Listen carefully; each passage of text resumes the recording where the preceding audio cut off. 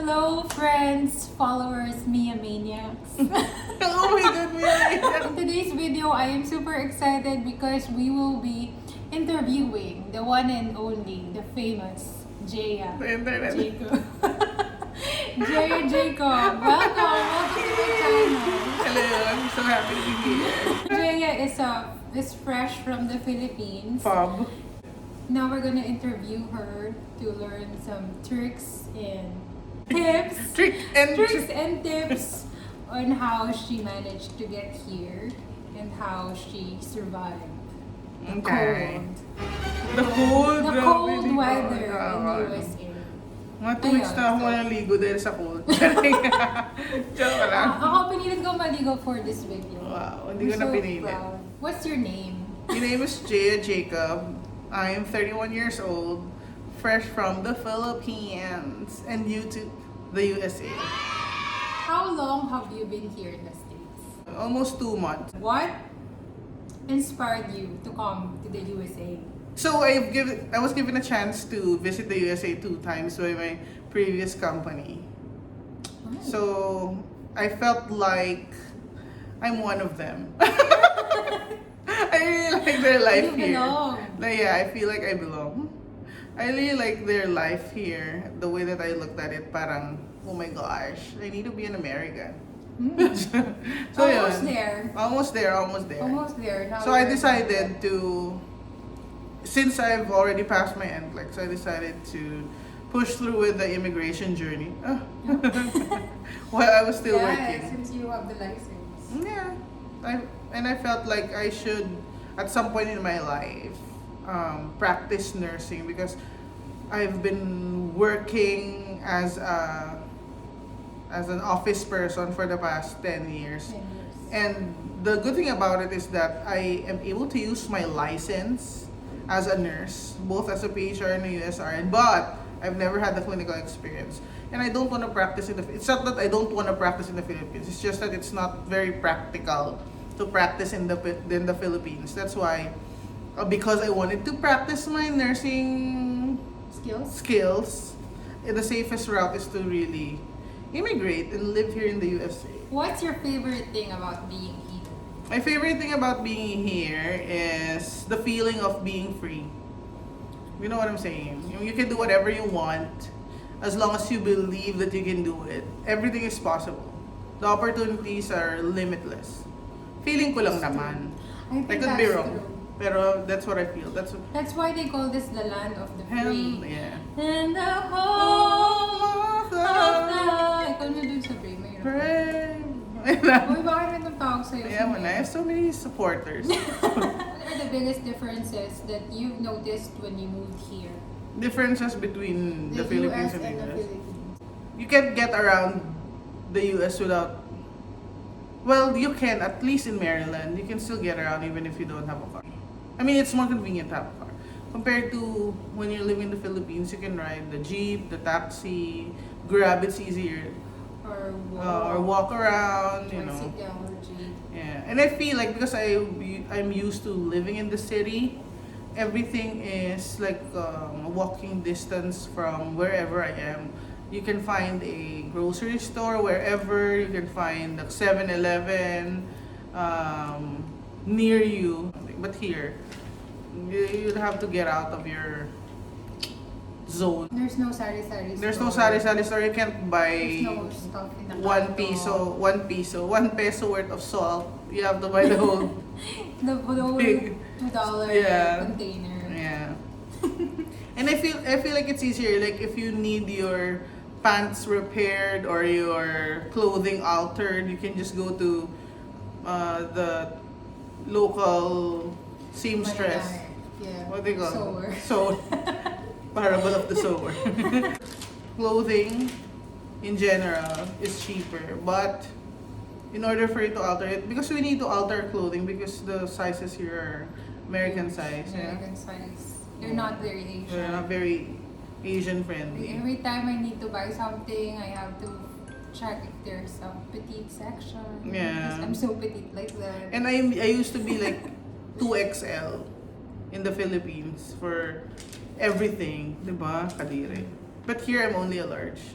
So It's a big jump. yeah, I know. I felt like Congratulations. I've lost a lot of weight, You but not belong. really. I belong. What is your favorite pastime here in the States? My favorite pastime, cleaning the house. Oh, Not my. It's not my. It's not as if it's my favorite, but you enjoy it. you don't have anything else to do but to clean the house, watch TV. Yeah, you can't. I don't get to do a lot of things. Like if my friends are,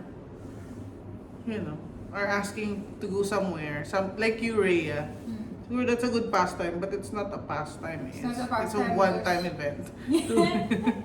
It's the highlight. It's the highlight. Highlight Yeah. of the week. Shopping. Ay, Diba? yun yung, It's super mura. Uy, we have to tell them how much the chocolates were. how much? 29 cents. 29 for a bag cents of for a bag chocolates. of Reese's Yeah. Easter eggs. That's like 15 pesos Diba? in Philippine money. So, shopping is good. I'm so proud of your shopping. Why? Because Jeah being here for 1.5 months has already collected A lot. one balikbayan box. Right. Because of shopping. Shopping a lot. I'm so proud of you. You've accomplished so much in 1.5 months. Do you have any regrets about moving here? I don't know. I don't know yet. No, There are it's pros too and cons, but I wouldn't say it's a regret. It's too early to say. There are pros and cons. Like, you just have to live with it. What is your favorite food here? Food? Chick-fil-A. The Chris cut fries. It's always been my favorite. What else? I like Dunkin' Donut coffee. Kasi diba the coffee here is super delish. And I like homemade food. Like the food given to me. Oh yeah, the food. Super delish. I don't know, it's something to do with their ingredients. But like the homemade ulams and the baked goods, it's delicious. It's as good as the ones that you buy from the store. I think it's better, not as good. Yeah. Home cooked meals. Yeah. So, Yeah. It's better. I love it. And I get to cook here. But I'm not a very good cook, so I fry bacon and eggs. I'm proud of you. I'm proud of you. Did you used to fry stuff in the Philippines? French fries. Yes. I can fry food. I can also cook a little. But then you just can't find the right ingredients. Maybe that's one of the Yeah. differences. Yes. Yeah. One of the differences. Differences. Yeah. I always try to correct myself. It has something to do with probably us always translating the things that we say from Filipino to English. Yeah. Especially when it comes to pronouns. Sometimes you're meant to say he or she. I thought that was stupid before. I felt like I would never commit any pronoun mistake because I know he is for a male person, she is for a female person. But if you're already talking to somebody and you want to describe that person using a pronoun, you will catch yourself making a mistake because in the Philippines, in Filipino language, Tagalog, there's only one gender. It's just ikaw, siya. Ikaw and It's siya. just you, right? Yeah. So there's no he or she. No him and her. Yeah. Actually, that's one of the greatest challenges that I had when I moved here. Because I'm just trying to talk about the patient and I say he or she and him and it her. confuses them. And it confuses them and I'm like, is that a male? And I'm like, sorry. But in the Philippines lang, siya, ikaw. Ikaw, siya, yeah. Si Yan, right? And yeah, yun. Struggle is real. Sometimes if you use it, I don't know. Because I should be used to it already. But then I've been working in the office, so I would know that the person I've been talking to is a female. And of course, naturally, I just use the she, the female, pronouns, right? But here, because we encounter a lot of people, like we handle different patients, sometimes it confuses us. Sometimes I say he, she, it. Yeah. There. But it's hard because when you're trying to talk fast, it just slips he, she. Mm-hmm. And I felt like, I think I've shared this with you last time. In the area that I live in, so I live in Baltimore City. It's like 85 to 90% like black population. And I think, I feel like I'm able to speak in English. And UK British Council said I can because of the IELTS, right? But here, I find it hard to understand this. Not that I find it hard to understand, it takes me a little while to really process what they're saying. There's like a 2-3 seconds delay. Unlike when I speak to the people I used to speaking with, people from Texas, people from Pennsylvania, people from New York, right? California, of course, California. I easily understand them. But here, maybe it's something to do with the slang. I need to get used to it. Yes. Right. There's just so many different accents. Yeah, the accent is, I'm not used to the East Coast accent. Their accent is different here. Yeah, I totally... Maybe only with the people that I work with or only with the people that I get to communicate with every day. But for some, I don't know, I'm not trying to be racist or what. But like when I speak to a white person, I can understand them right away. Like with the Chad, diba? We click right away. Because I understand him, he understands me. He understands me. So, there. Yeah, the struggle is real. I understand that sometimes I still run out of English words to say. And before coming here, I was really confident with my speaking skills. That's what I'm saying. The struggle is real. Yeah, that's what I'm saying. No matter how confident you are, I think it depends on the region. Because when I was in El Paso, I didn't struggle. When I was in Visalia, I didn't struggle. But here, it's not that I'm struggling. It's just that I think I need to get used to it. Challenging. Because we're not exposed I think it's just a challenge that we can overcome. I am not exposed to the, how they say, I'm maybe if you hang out more with them, yeah, right? Maybe. I think. Yeah. But I don't want to hang out. Because you'd rather sleep. Fix my house. or hang out with me. Hang out with Ray, yeah. And I have a lot of, so the good thing about, at least here, living in Baltimore, is that there are a lot of Filipinos. Maybe it's different. Miss Congeniality. Yeah, Miss Congeniality. Earlier, we just had our breakfast sponsored by Miss Rose Sebastian. Thank you. I'm so full. Yeah, so delicious. 10 out of 10. 10 out of 10. We'd eat it again. Please give us We more eat food. ginatang gulay. Give us more food. Since we were talking about the struggles, what are your biggest struggles? Yeah, Or the having to do challenges? everything on your own. Maybe I wouldn't see it as a struggle. I wouldn't consider it as a struggle. But it's a change, right? I'm used to being driven around. I have my personal driver, my father. Just kidding. And Hi, father. and even my panties. Diba I told you? Oh yeah, They you have wash washer. we have a wash. Not the washer, but my people in the Philippines Oh, take care of me. I'm like a baby. Princess, the queen. Jeah. Princess Jeah. I don't even sweep the floor. What? No, I don't clean the house. I don't do household chores. I'm not very good at it. She's And I she's hate boss like that. hate washing the dishes. But here you don't have an option because if you don't wash the dishes, there'll be a lot of cockroaches. Yes. Yeah, I met them. She has met them. But they're gone. Yeah, they're gone now. We have successfully exterminated.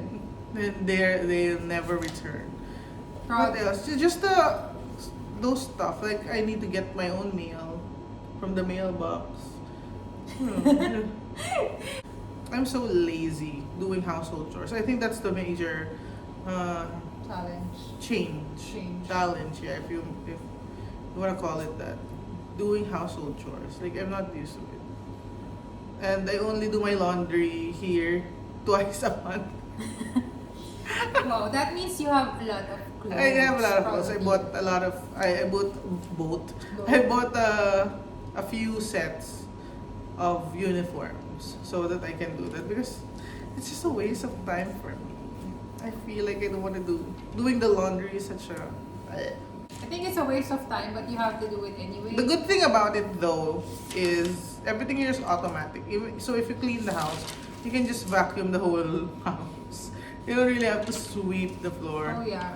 Yeah, you just vacuum and then you're done. Oh yeah. I'm even planning on buying the robot Yeah. thing. I am thinking of buying that so I don't have to do it, like really do the vacuuming. And when you wash your clothes, it's just what? It'll take you what, 1-2 hours to finish everything. Yeah, with the dryer. Because it's No automatic. need to sunfire. Well, we actually have that type of washing machine in the Philippines, but we don't have the dryer. Yeah, the dryer is a game changer. It is. Because no more need to hang your clothes. You don't have to. You can just fold it right You don't after. have to worry if it's sunny or raining. Right. How do you like your new job? How do I like my new job? Uh, I don't know if I like it or not. Seriously, I'm just going with the flow. Because right now my goal is for me to be able to have as much clinical experience as I can. And I was looking at this. I'm actually very lucky and I'm so grateful that I was assigned on a floor wherein you don't really receive patients with a higher level of acuity. They're just like ambulatory patients waiting to be placed somewhere, waiting for to be discharged. So it's not the med surge wherein you have like telemonitors and whatnot. It's just chill. It's a chill type of environment. So the work itself, I think it's manageable, but because I didn't practice nursing, I have skills that I have to relearn. The good thing about me not being able to practice nursing is that there's not so much to unlearn. It's really more on you absorb everything. However, the disadvantage of that is I don't even know how a vital signs machine would look like. Like I didn't even know that it existed.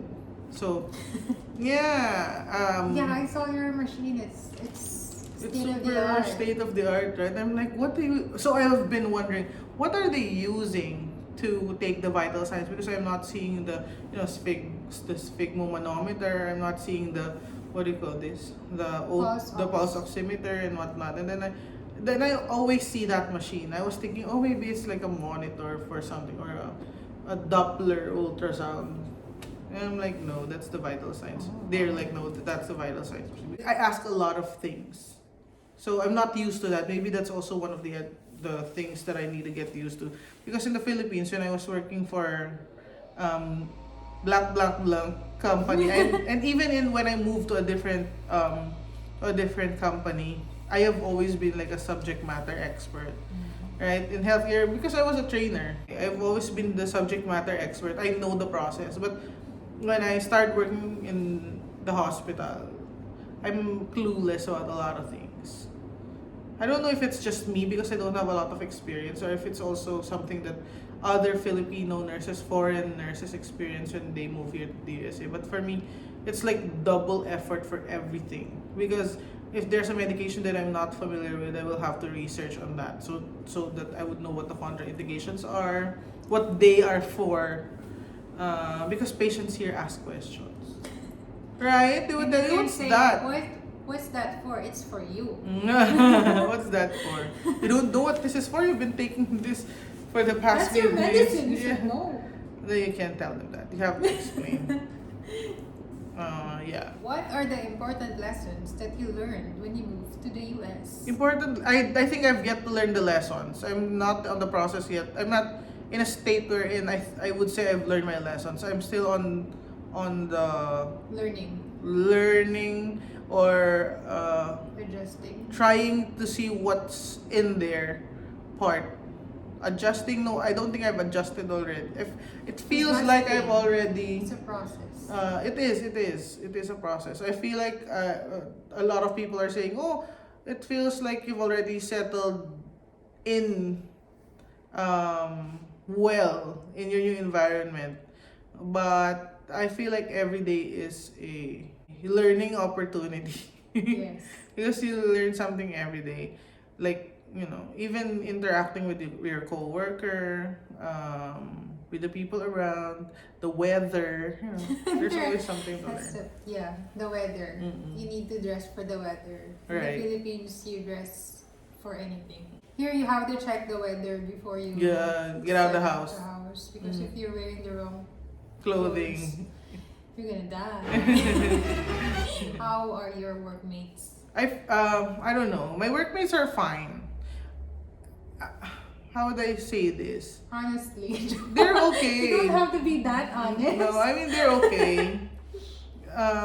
Some of them are nice. Some of them are okay. I have not encountered somebody who was nasty and unpleasant. To me, at least to me. But amongst them, I don't know. And their patients. But one thing I could say is that Filipino nurses are really dedicated to their patients, right? And they're there, di ako kasama. And we really care. I mean, the care factor of nursing is really there. So we're not just Not just there for the job. you're not just there for the job. We're not just there for the money. Because let's be real, nurses are paid here very generously by the U.S. world. But Filipino nurses, there's something extra about the way that we deliver service. There's really the care factor is really present. That you're concerned about my patient. When you say that person is my patient, there's sense of ownership.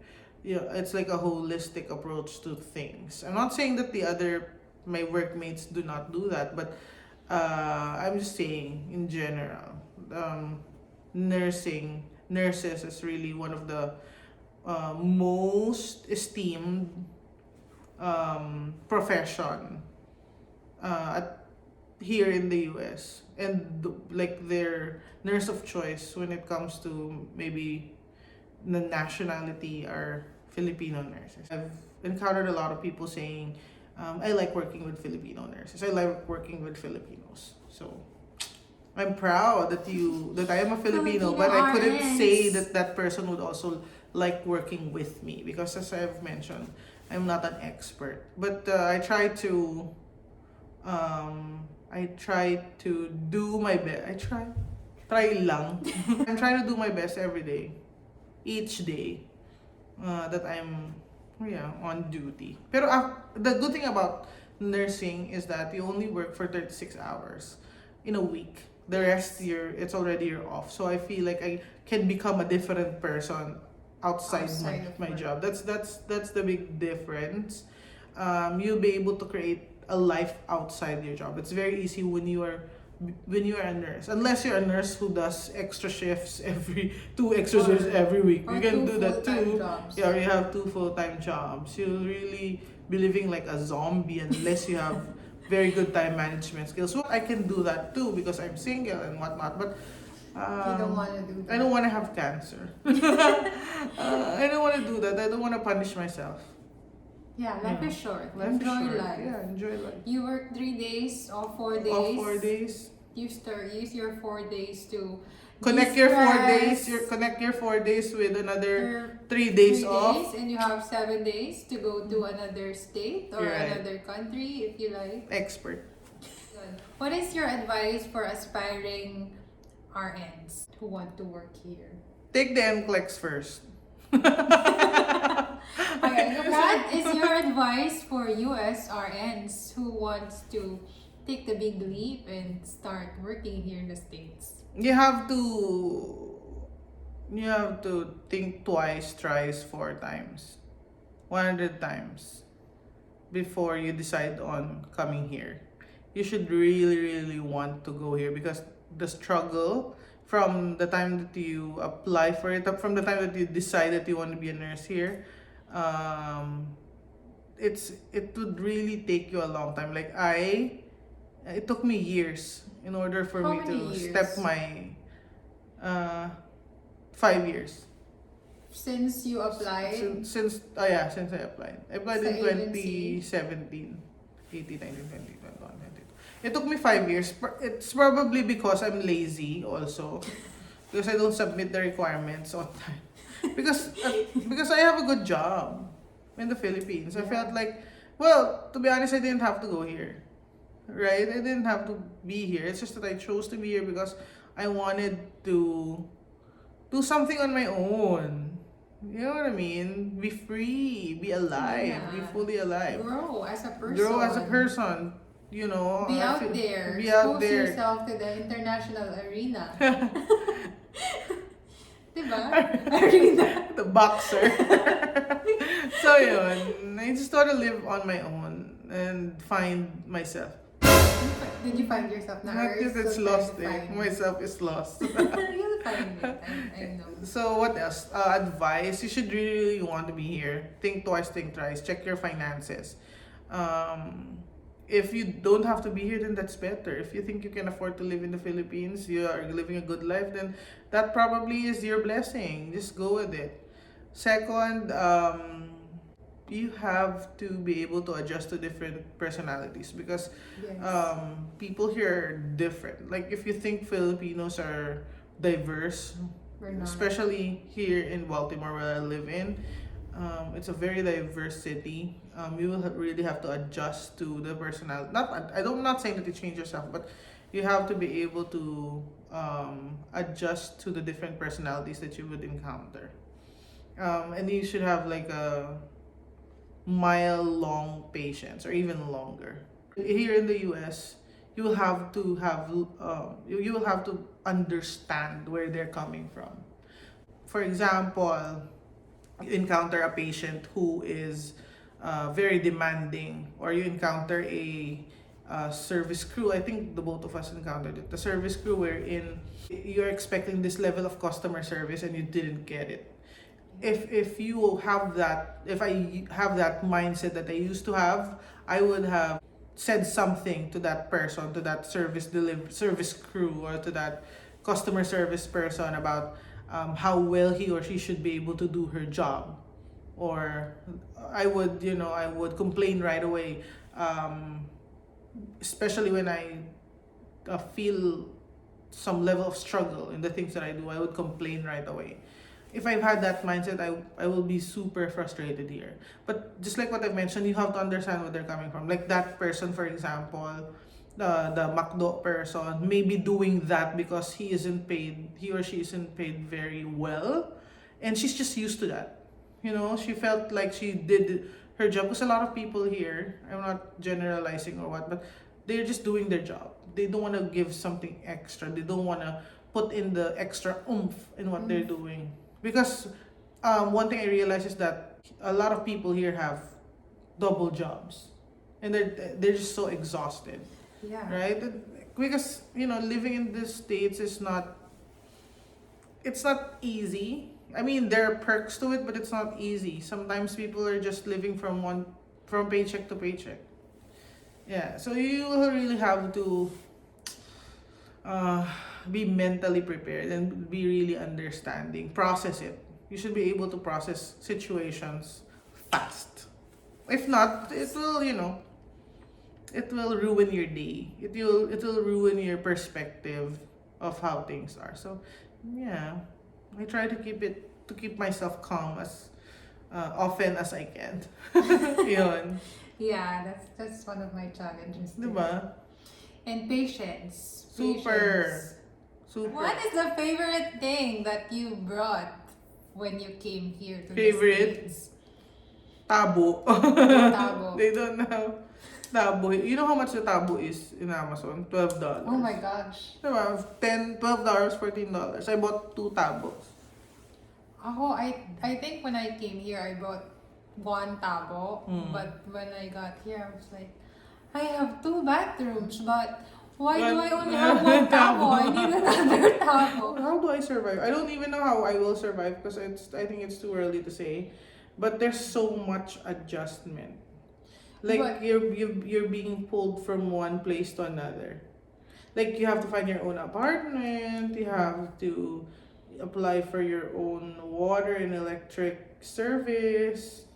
Lahat. Yes, and no one's gonna do it for you. No one's gonna do it except for you. Yourself. Right.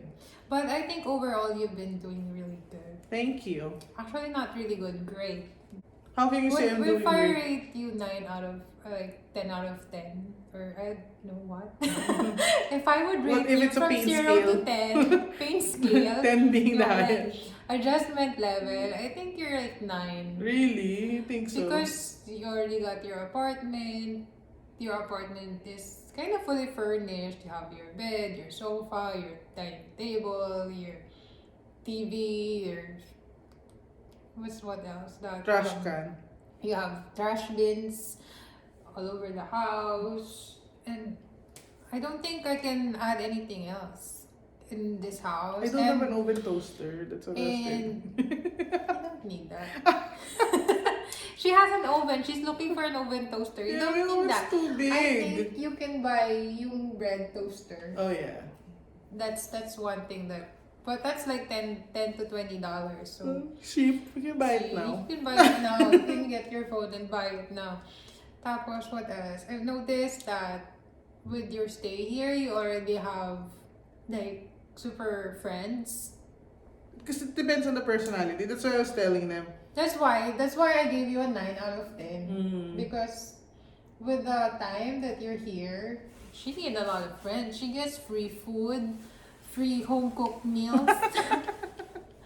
And then she has like lots of packages that come here from all over the US because she's so famous like that. She's Internet Mr. famous. Geniality. And I think she's just a wonderful person. Thank Everyone you. loves her. That's why I love here. I love here. I love. That's why I'm here right now because I love her so much. Oh, And I know she's just a very beautiful person. thank you. But fat. Yeah, the good thing about living here in Maryland is that there are a lot of Filipinos. I wouldn't be able to, and I'm saying this because I'm very appreciative. I won't be able to like furnish the house on my own. Like my TV is from my tita, my microwaves from my tita. A lot of the chairs here are from them. I'm just gathering everything. I'm proud of you. Thank you. Proud of you. And when I was From you, like you, When I was- Mia, and Rhea, and my plato and everything. When I was new in the States, I was struggling. Homesick. But yeah, I didn't see her struggle like I did. Kaya I give her a 9 out of 10. Kasi I'm so excited to get out of the house. Lalo na nag-pandemic. Tapos, it took me a while before I got like furniture, like fully furnished the house. Maybe I got my TV after 1 year of living here. Mga ganon. Because I don't Ano, live nasa for cellphone ka TV. lang? I have cellphone, laptop, iPad, but TV, internet. There are sacrifices that you have to do talaga. Sacrifice talaga. Oo. No?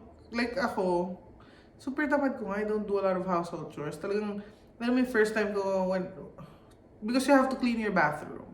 You have to really scrub it or else, oh my gosh, it's gonna get dirty. And then there'll be infestations of creatures you don't want to be in your house. So, I've been cursing a lot. Since, I curse a lot whenever I clean the toilet. Kasi di ba you have to clean it, brush it. I never struggled with that because I use wipes. Tapos yung toilet cleaner. Yun na, toilet cleaner. But the fact that I will have to touch the toilet. No! No, I mean, you have to clean it. The fact that I will have to clean it. Oh, because you never cleaned it I don't talaga. Oh my God. And I don't have any idea. That's why I'm so proud of you. Because you did it. I don't have any idea how you clean the bathroom talaga. Yun yung pinaka-struggle ko. I mean, I know how to wash the dishes. Napaka-simple naman mag-vacuum. Pero never in my life, kahit you can ask my parents, na naglinis ako ng toilet. Ngayon, naglinis ako ng toilet. Parang na-degrade ako. Na-downgrade. Oh, parang, oh my gosh, naglinis ako ng From toilet. being the donya of the house. The house. Kasi, spoiled kasi ako lang yung babae sa amin. Ako lang, for the longest time, wala akong kapatid. So, hindi talaga ako naglinis. Tapos ngayon, nag-ano ako ng toilet. Gusto kong bumili ng yung automatic na yung kagaya sa yung sa mga Chinese na commercial na parang flower na ginaganon. Tapos every time you flush it, nalilinis yung toilet mo. Parang wala ata. I think you can buy something that you put on the toilet. Tapos every time it flushes yung with the water. Oo, parang gusto ko yun. Pero kasi even if you have that, yung mga gilid pa rin, yung... What if I just come here every month to clean your toilet? Pwede. That would be the best. I think that would be the best. Because that's not a problem for me. Kaya nga, that's why, ang swerte nyo eh. Di ba yung mga mahilig maglinis? I'm not mahilig maglinis, but I like everything organized. And to organize everything, you have to do it. So Rhea knows where my stuff are. And sasabihin, and she even knows, so it was given to you by ganyan. It was given to you. Yeah. Oh, talaga? She was like trying to return a bar of soap to me. Hey, you left your soap. And I'm like, that's your soap. That's from your tita. Excuse me. That's not mine. I didn't know. I didn't know. Kasi nga office lang ako, di ba, dati. See, even with the 1.5 month of being here, you've learned so much. Yeah, I did. Every day I'm learning. So how to clean the toilet. Yun nga yung how to clean the toilet. And even, I'm so proud of myself kasi, like, ito, yung lamp ko, you have to build that on your own eh. Yung I like that lamp. Bigyan mo ko ng link. Ng link dyan. Mura lang yun, $14. 14 sa Walmart, dineliver. Ganda. Oh, diba? Alam mo yung advice ko lang sa mga gusto mag-Amerika, sipin nyo mabuti. Kung gusto nyo dito. And you have to, to think of the worst case scenario para pag na-encounter nyo dito, hindi na kayo mag-adjust. Lalo na yung for those who are bringing their families with them, compute your gastos, your expenses, daily, monthly, weekly expenses. Think of what your goal is. Why are you here? Is it because of self-improvement? Like ako, I'm not here because I wanna do something. I wanna buy a house or whatnot. It's not financial. It's more self-development, self-improvement. What else can I do with my life? Is this my full potential? Kasi, yun yung purpose ko. Kaya, tinatanggap ko lahat na to. Pero if you want to raise a family and all that, you have to consider things like where are you going to live? Like ako, I chose to live in an apartment that's super close to my hospital because I don't want to struggle when it comes to having to park my car, having to wake up early and all that good stuff. But if you have a family, you might have to rethink all those because you want to think of the zoning. Kasi di ba yung mga schools here, you can just enroll anywhere you want to. You have to follow within the vicinity.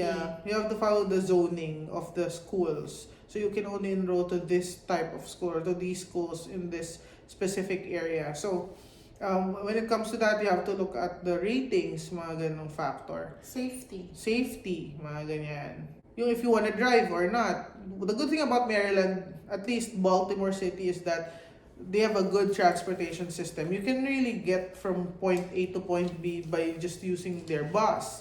Pero if you're in a different part of the US, like if you live in Texas, for example, you can't survive without a car. You really can't. You need to have a car pag nasa Texas ka. Or California, di ba? You need to have a car. So, yung mga ganun. Alam nyo na yun, matatalino kayo. Yeah. Okay, basta-basta nakapasa ka kayong NCLEX eh. Huwag tanga pag pupunta dito. Ipon din, no? And budget. And once you come here, spend your money wisely. Yeah, because the good thing about living here is that you can, just like what I said, you can buy whatever you want. But the thing is, do you really need it? Is it a want or is it a need? So, dito pwede kang bumili. Like ako pwede kang bumili Louis Vuitton ngayon na. Habang guusap tayo. Pero, ilang weeks mo lang tatrabahuin. 2 weeks. 2 weeks na trabaho. Makabili ka ng bag na Pero, kailangan mo ba yun? Yes. In your life? I don't think so. Dito nga hindi uso yung magagandang bag. Kung nga lang nagbabag ng ganyan yung mga ka-office mate ko, ang taas-taas office mate na naman. Yung mga ka-workmate ko, ang taas-taas ng mga sahod ng mga yun. Mga nakakatsa bag lang sila. Di ba? Yung iba nga, walang bag eh. Lucky din ako dito sa mga naging parang mga mentor ko dito. Kasi, they're living within their means also eh. Talagang parang nire-remind nila na ganito, oo, mabibili mo yan, ganyan. Pero, kailangan mo ba yan? Mga ganon. Like sila, yung tita ko nga, sila Tita Esther, sila Tita Rose, yung Renilda, yung tita ko sa New York, si Tita Ethel, nire-remind nila na parang, do you need it? I mean, o sige, uso yan ngayon, pero hindi na yung uso next step. I don't wanna waste my money. Ngayon nare-realize ko, dito sa Amerika, you work hard for your money. Yung working hard for what you have, dito, napaka ano niya, napaka... That's why I couldn't buy like luxury bags. I know I can afford it, but I'd rather not because I know I worked hard for it. Kasi kaya you work hard for your money. Yeah, I don't have anything against people who buy those stuff, but if but I even work cars, hard on diba? something, I'm not just gonna buy a bag. Maybe if I already have a lot. Yung tipong mga pawapaw na siya. Pero ngayon, hindi mo na. Yeah, At this siguro point in my life. not this point. Maybe 10 years from now. Siguro. Ako mga 2 years. I don't know. I'm just not a bag person. I'm more on experiences. Ako din. Yun. I'd rather travel. I'd rather eat. Experience. Like, buy experiences. Oo. Ganon. Then buy a bag that I'm just gonna like, unbox and then put in one corner. Kasi di pag binili mo, tas mahal, parang ayaw mong gamitin din. That's true. Oo, di ba? You don't wanna use it as often as you should. Or like if I go to the Philippines, will I use my bag? No, kasi may hihingin yan. Nothing, yeah. I'd be scared for the life of my bag. No, you will Kasi see a lot of baka people in the ma-snatch. Philippines. Pero yun, meron din maraming may designer bag sa Pilipinas. It's just that pagdating mo doon, may hingin yan. Ikaw naman mahiya kang hindi magbigay. Pero, ay, hindi. Siyempre kung 100,000 pesos yung halaga ng bag ko. Bukas na lang. kung tita mo yun. And then tita sabihin ko, tita, go to the States. Ano ka rin? You study nursing and then you go there. Magkano ka na lang, magsuot ka na lang ng bag na gusto mong na willing ka na ibigay. O tama naman, my advice, stay positive. That's right. Stay positive pa rin. Kahit whatever life throws at you, stay positive and just believe. Believe in yourself. Believe that you can do it. Believe that you can overcome anything. And the reason why you're here is because you're awesome. You made it. So, tuloy mo lang, just fight. Choose your battles and just do your best. Ako, I don't have a lot of friends at work. I'm not that friendly. Pero I know that my workmates love working with me because I work hard. When I started in the hospital, I had to learn so many things. I didn't know how to use the equipment. Everything's new. I worked in the hospital in the Philippines, but I don't think that prepared me for the job here in the States because everything is just so different. The equipment, the medicine. And the level of responsibility. The level of responsibilities. You are really responsible for your patients. You have to assess your patients. You have to intervene. You have to do your nursing interventions. Hindi lang siya sa book. It's not just something that you write on your You care have plan. to prioritize. You really have to do it, execute. And you have to delegate. For me, I didn't have that much struggle in terms of delegation. Because yung strategy ko was to befriend them. Yung mga LPNs tsaka yung mga PCTs. Good strategy. Yeah, and it may be because of my background. So, you see, I'm not starting from scratch then. I am starting from experience because diba, in the office, I work with a lot of people. I've been in leadership for quite some time. So, parang asking them to do things. Although, syempre, at first, medyo mahihiya ka kasi ako hindi naman nahihiya, but I'm more on I would have to think, is this something they can do or something they cannot do? Kasi di ba the difference between the roles of an RN and an LPN and a PCT, yun siguro, the technicalities of it. But ako hindi ko siya naging struggle kasi nga, yung sa mga companies ko before, nakikipag-communicate din ako sa mga tao. May mga people under me that I will have to tell them what we should be doing to make things better. It's similar to this, although mas magaling pa sila sa akin. Like yung mga LPNs, mas magaling pa sila when it comes to clinical skills. Like yung pagdodraw ng blood. And yun siguro yung it will really humble you kasi alam mo na mas magaling sila. And you will have to learn from them. Hindi ako nahihiya na sabihin sa LPN ko na can you show me how it's done? Ayun, Yeah, you have to ask questions din talaga. Ako talaga, you will have to be humble enough to ask Humble questions and magpaturo ka. Kasi tuturuan ka naman nila eh. Yes. Diba? Pero, don't be afraid to ask questions. yun. Don't be afraid. Bawal yung, don't go home with a lot of questions unanswered because the next day would be a different set of questions. Yes. So, And just absorb as much as you can absorb and apply yung na-absorb mo. Correct.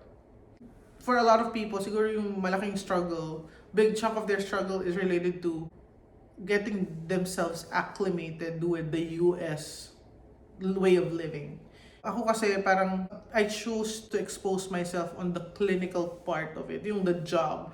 Hindi muna ako nagde-delve into yung ganito yung bayad sa ganyan, ito yung mga shopping na ganyan, ganito yung sa area na to. Yung parang napakabihira akong lumabas ng bahay na lumalabas ako. I mean, siguro lumalabas ako pero not as often as gusto ko at kaya ko.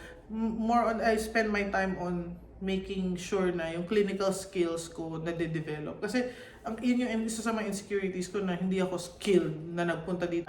Kaya yun, I have to prove myself na kahit ganito, pinapasahod ako kagaya nyo, masipag naman ako. Tsaka I'm working hard to improve myself, to improve on my skills. Ako din kasi talaga goal ko, maging magaling na nurse. Yung magaling na tipong, naman yung magaling na parang, syempre gusto ko Daisy Award. Charing. Ay, gusto ko yun! Congratulations, please give me the Daisy Award. Wala, hindi ko alam ng Daisy. I don't think may Daisy kami dito. Ng mga Daisy. Hindi ko alam kung may Daisy dito. Meron yan. I think I saw Pero Daisy.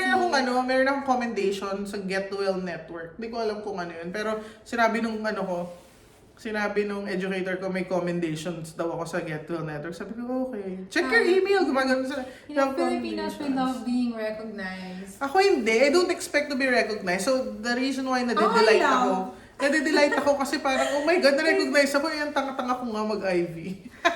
Hindi ako makapag-draw ng blood and That's go-blow. something I had to learn when I moved here. Yeah. Putting IV, drawing blood. Ako Like, really? Do you have to do that? Yun.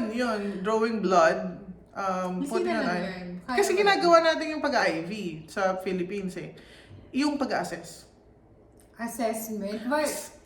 Dito, assessment. Head to toe. Head to toe, yeah. You have to check every crack. day, every crack, every fissures. Person. And if there's open wounds or open you have to grade it. You have to change the dressing, di ba? Clean it. Yung struggle ko pa, yun sa assessment part is yung talagang mag-assess ka ng mga lung sounds, ng heart sounds, ng bowel sounds. Parang ako, sa school ko lang ito ginagawa eh. Pero sa patients din naman. We're used to doing vital signs in sa hospital namin, hindi nga kami nag-vital signs. Kasi meron kaming aid na gumagawa ng vital signs. Ang ginagawa lang namin talaga mag-pass ng medications. Yeah, so like ako, ayun yung role ko. Blood transfusion, ganun. Pero aside from doing the assessment, you have to chart. So much charting and correct. so many hours spent in just documenting. Alam mo, ang nakakatawa dito, no? Although paper charting tayo sa Pilipinas, mas nadadalian ako sa charting natin. Because it's quick. It's quick. Para 5 minutes, tapos mo na yung charting mo hanggang mamaya. Diba? Pero pag dito, yung pagdo-document mo ng medication, talagang pag binigay mo siya, you don't sign it. You scan with the barcode. Yeah, you scan with the barcode. Scan the patient ID, and then scan the medicine. So, gagawin mo talaga siya. Hindi pwedeng yung, kunyari, sumasakit yung tiyan, di ba, bibigyan mo lang yun siya ng medication, whatever, na PRN, tapos na, mamaya pwede mo i-document. Dito hindi. Bubuhatin mo yung buong, kukuha ka sa Omnicell, bubuhatin mo, isa-scan mo, alam mo yung the whole 9 yards. Pero, ang binigay mo lang naman for example, Tylenol lang. Pero ang dami mong gagawin. Ang daming process. So, yun, isang malaking adjustment. Pero it's safer. Kasi talaga ipaprompt ka niya kung mali yung gamot mo. And if you scan one whole tablet when you only have to give half a tablet, the computer will tell you, hey, you're giving 1, you're only supposed to give 0.5. So yun. It's safer. It's safer. efficient din. So, I think that concludes our video. Thank you so much for watching. I hope you like this video. If you like it, Mia give Maniacs. it a thumbs up. And please subscribe because subscribers, every single subscribers, I jump for joy. Totoo. Kasi I get so excited with my 158 subscribers now. Excited I'm siya. super happy. I don't know why. I don't know get paid why. for It doesn't really matter this. how hard it's I don't get paid for this, but I love it. It's passion. I think it's my passion for the moment. Tapos bago na naman yung Etsy na naman yung gusto mong Next time gawin. may passion na naman ako. Susunod, Lazada na So naman. while this passion lasts, please subscribe while this passion lasts. Correct. So we can make more videos. And I really loved having you here, Jeah. It's my pleasure to have you. Thank you for taking the time to visit me here in Baltimore City. Of course. Oy, si Rhea, Of course. 48 hours in Baltimore lang siya. Tama, 48 hours. Tama. But Let's do this again. 48 hours spent, well, tama ba yun? Spent well. Yun. Well 48 spent. Well, yun. That's why I come here so she can tell me what to say. Because if I just do it on my own, I wouldn't know what to say. Really? Yes. Dami mo ang sinabi. You don't know what to say.